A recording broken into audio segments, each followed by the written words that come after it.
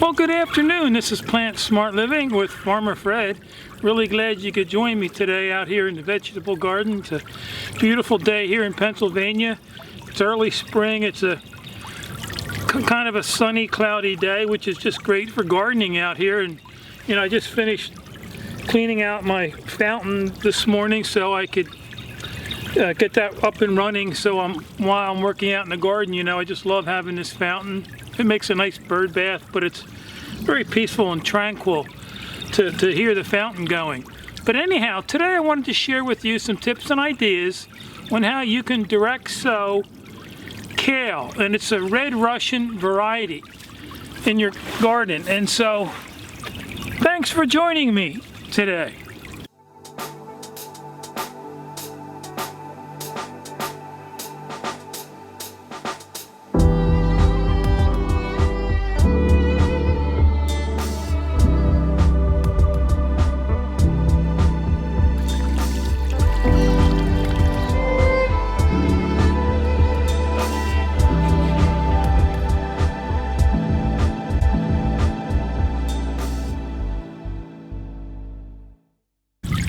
So I really enjoy direct sowing a lot of my seeds out in the garden. You know, that way the roots become well established or your plants become well established in the soil. They don't go through transplant shock or anything, but it's really something very easy to do in your garden. You could also direct sow seeds in garden containers on your back patio or deck, as long as you have enough sunlight, and you know, you need some good potting soil and to make sure you keep them well watered throughout the season. But anyhow, you know, we just love this red Russian kale. This is a Ferry Morris seed pack. It costs $2.49. And so, you know, behind every seed pack, they give you a little bit of helpful information here. And here it says, flat leaf leaves are dark green while the stems are purple. This tender-leafed tall kale can grow 2 to 3 feet tall with a mild, sweet flavor. Can be grown as a spring and early fall crop. And you can sow these seeds as soon as the soil can be worked. And you can place one seed about every 3-4 inches. And you know, I'm going to be growing these in my composted leaf mulch that's amended with topsoil. I end up getting a bulk order anywhere from 5 to 10 yards from Barnside Farms locally. And it's a certified weed-free compost, so I really don't have to spend my season weeding. You know, weeding is kind of one of the worst nightmares about gardening. And so between using row covers and my composted leaf mulch that's basically weed free, it really makes my garden season a lot more enjoyable. And so once your seed, says here, once your plants are about 3 inches tall, then you can thin them to about 12 inches apart. And you can also harvest the leaves on the outside of the plant. In other words, it's pick and come again. So as long as you continue to pick those outer leaves, these plants will continue to harvest right through the season. And you can also do a fall planting of these same variety because all types of kale are a cold weather crop. And this pack of seeds cost me $2.49. And so anyhow, why don't I show you over there on my one raised bed where I'm going to be direct sowing these in the garden.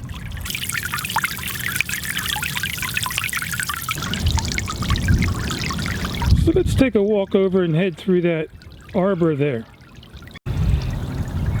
I also have my lettuce planted underneath that low tunnel hoop house, and I have some cauliflower.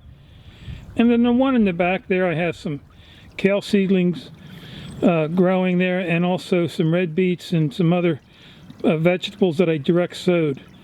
And so right up here on the left is where we're going to be direct sowing one row of these beautiful red Russian kale plants. Also behind the package here, you know, germination is about 8 to 12 days for germination, and the planting depth, it says anywhere from 1/4 to 1/2, but you can go, I'd rather go anywhere from 1/2 to maybe 1 inch. That way the soil doesn't dry out so much. And then days to harvest is 50 days. And so if you've seen some of my other videos, I end up using my alfalfa pellets, or you can get the alfalfa meal. It works just as well.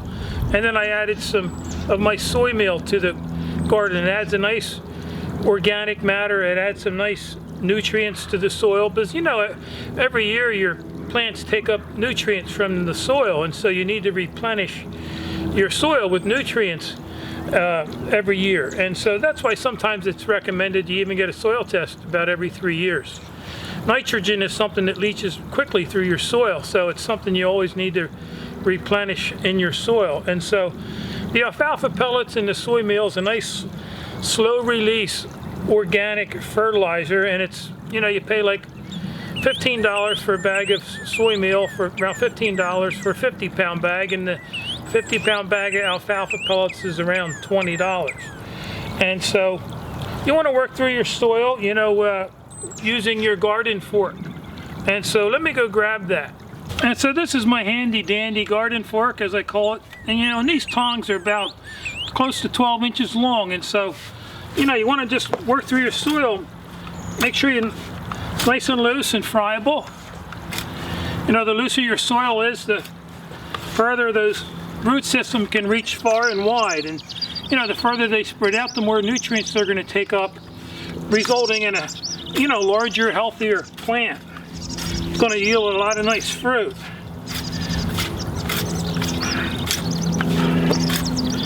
I remember in my one bed over there, I grew a Swiss chard last year, and the trunk was 4 inches in diameter. And so it was just an amazing plant. And so what I'm going to do here is just grow one, or I'm going to plant one row of this red Russian kale. Plant the seedlings about 2 inches apart. And then once they get about 2 to 3 inches tall, I'm going to transplant those plants and make 2 or 3 more rows out of them. And so there's no sense me trying to plant 2 rows of these, because then I'd have too many seedlings. And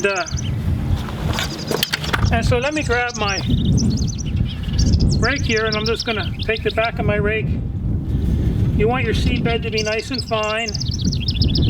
I always think of a nice plush top mattress is how you want that, because you want your soil to be fine so your seeds can have good contact with the soil.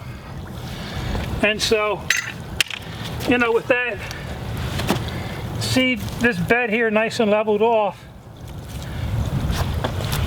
I have my story pole here. It's an 8-foot, it was an 8-foot 2x4. I ripped it down to about 1 inch wide.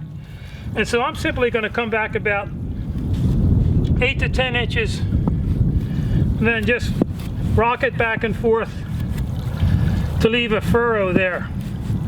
And that's going to mark where my row is. And so that really makes it nice and simple. And then I'm just going to take my corner of my hand trowel and run right down that row again. You can even use your fingers at that point to make it a little bit deeper if you want.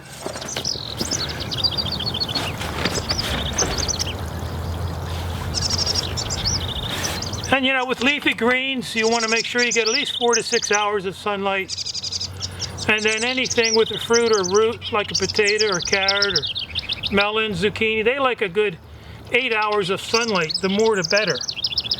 And so now I have a nice furrow here ready for my seeds. And so you just gently want to open up your pack. And then I just make a V in my pack. Get the seeds started down there a little bit. And then just gently tap them in. If a couple falls into the hole, that's okay. Not every seed's going to germinate, but you know, just gently work your way down the row.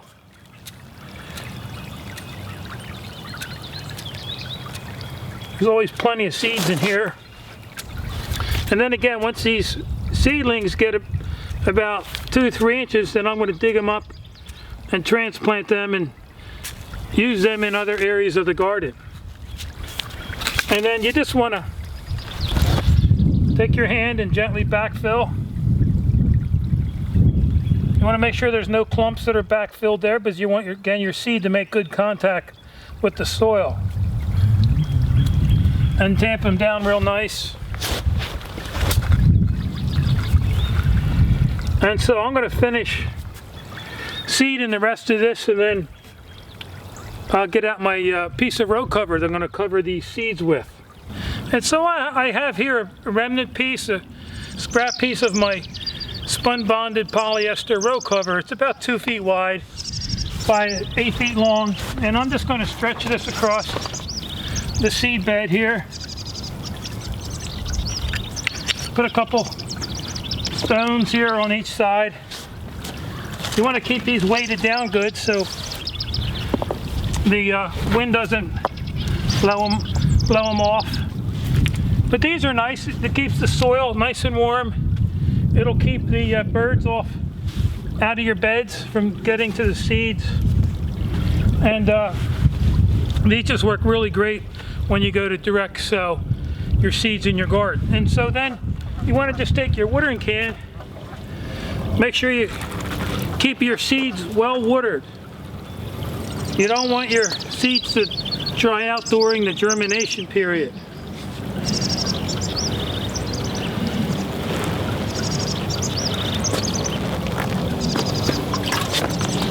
And so anyhow, that's about as easy as it gets to direct sow these red Russian kale seeds out in your garden. And so we're really looking forward to having our greens. You know, we got all kinds of lettuce growing, and cauliflower, kale, and so on.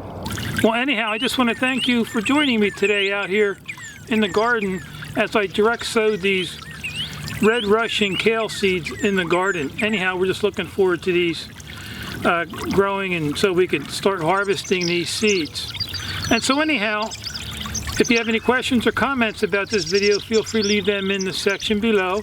And you can also visit us at plantsmartliving.com, and there you can learn more about gardening and how you can reclaim your health by adopting a plant-based vegan lifestyle.